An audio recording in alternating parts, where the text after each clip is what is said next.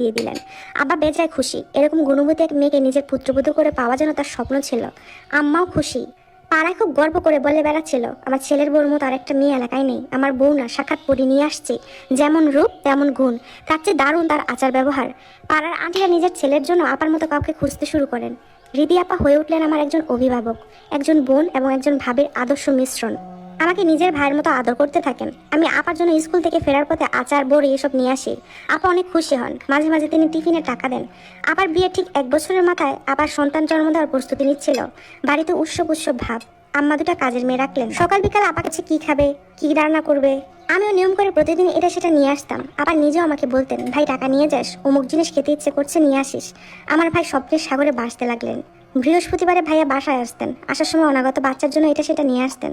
একবার দেখা গেল ভাইয়া অবচেতন মনের খেয়াল একটা দোলনা কিনে এনে আব্বাকে দেখিয়ে বলছে, আব্বা তোমার নাতির জন্য দোলনা আনছি। আব্বা আস্তে আস্তে গড়িয়ে পড়েন, বলেন, নতুন আব্বাকে পেয়ে আমাকে ভুলে যাবি না তো? আম্মা মনে করিয়ে দেন কয়েকদিন আগে আনায় আরেকটা দোলনার কথা। ভাইয়া লজ্জা লাল হয়ে যায়। একটা দোলনা চলে আসে আমার দখলে।